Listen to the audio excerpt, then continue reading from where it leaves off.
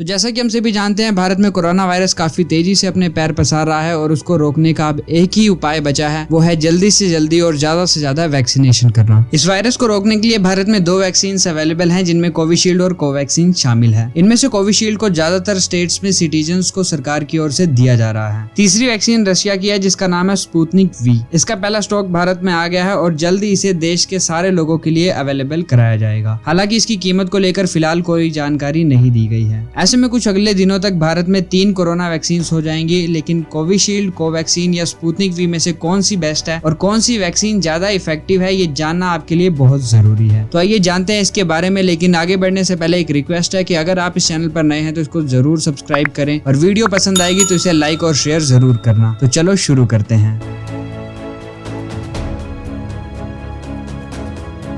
आपको बता दें कि अगर आप वैक्सीन नहीं लगवाने की सोच रहे हैं तो आप अपनी सेहत के साथ मजाक कर रहे हैं। देश के तमाम डॉक्टर्स और एक्सपर्ट्स के मुताबिक तीनों ही वैक्सीन कोरोना के हाई सिम्टम्स से बचाने और मौत को टालने में 100% इफेक्टिव हैं। ऐसे में आपके लिए जरूरी यह है कि आपको इनमें से जो वैक्सीन मिले उसे जरूर लगवा लें। आपकी हेल्थ और कीमती लाइफ के लिए वैक्सीन बहुत जरूरी है।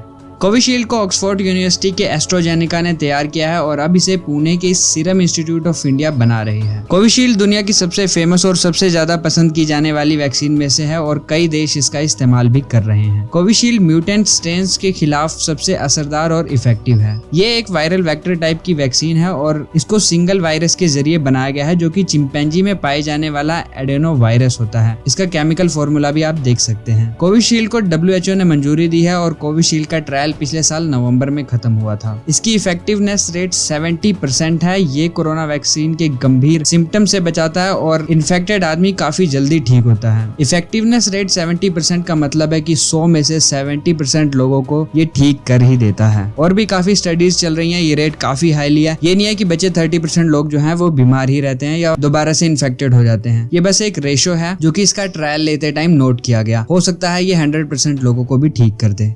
कोवैक्सीन को ICMR और भारत बायोटेक ने मिलकर तैयार किया है। इसे इनएक्टिवेटेड प्लेटफॉर्म पर बनाया गया है, यानी इनएक्टिवेटेड का मतलब है कि इसमें डेड वायरस को शरीर में डाला जाता है, जिससे एंटीबॉडी पैदा होती है और फिर यही एंटीबॉडी वायरस को मारती है। ये वैक्सीन लोगों को इन्फेक्ट नहीं कर सकता, बल्कि ये उनके इम्यूनिटी सिस्टम को असली वायरस को पहचानने के लिए तैयार करता है और इन्फेक्ट होने पर उससे लड़ता भी है और उसे खत्म करने की कोशिश करता है। स्पेशलिस्ट कहते हैं कि इस वैक्सीन से कोरोना वायरस को खतरा है, इंसानों को नहीं। कोवैक्सीन की इफेक्टिवनेस 78% है और एक रिसर्च में ये दावा किया गया कि ये वैक्सीन बड़े से बड़े इन्फेक्शन और डेथ लेवल के जोखिम को 100% तक कम कर सकता है। हाल ही में हुए रिसर्च में दावा किया गया कि कोवैक्सीन कोरोना के सभी वेरिएंट्स के खिलाफ कारगर है, यानी इसके म्यूटेंट हुए सभी वेरिएंट से ये लड़ सकता है।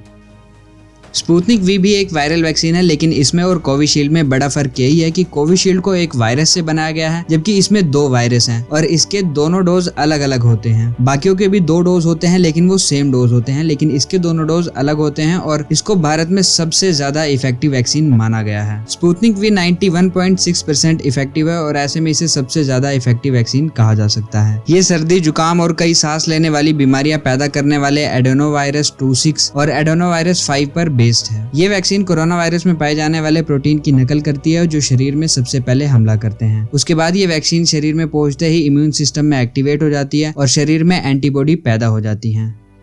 जहाँ तक इन वैक्सीन के साइड इफेक्ट्स की बात है तो इन तीनों के साइड इफेक्ट्स एक जैसे ही हैं। इनमें से किसी भी वैक्सीन को लेने के बाद हल्का बुखार, सर्दी, जुकाम या फिर शरीर में दर्द जैसी शिकायत हो भी सकती है और नहीं भी हो सकती। वैक्सीन लेने के बाद कम से कम 2 दिन तक आराम करना जरूरी है, क्योंकि इससे बुखार और सर्दी की संभावनाएं काफी कम हो जाती हैं। अगर वैक्सीन लेने के बाद इनमें से कोई भी दिक्कत हो तो डॉक्टर की सलाह पहले लें और उसके बाद उसी के हिसाब से दवाई लें। तो घुमा फिरा के सारी वैक्सीन एक जैसा ही काम करती हैं और ज्यादातर इफेक्टिव ही होती हैं। तो अगर कोरोना वायरस से बचना है तो वैक्सीन सबसे जरूरी है, इसलिए जो भी वैक्सीन मिले आप वो वैक्सीन जरूर लगवा लें। वैक्सीन के लिए ऑनलाइन रजिस्ट्रेशन कैसे करना है उसके बारे में इस वीडियो में बताया गया है। तब तक के लिए आप घर पर रहें, सुरक्षित रहें, मास्क जरूर पहनें और इस वीडियो को लाइक और शेयर करके लोगों तक पहुंचाएं और उन्हें भी बताएं कि वैक्सीन सभी ठीक है और कितनी जरूरी है वैक्सीन लगवाना। Thanks for watching, see you in the next one.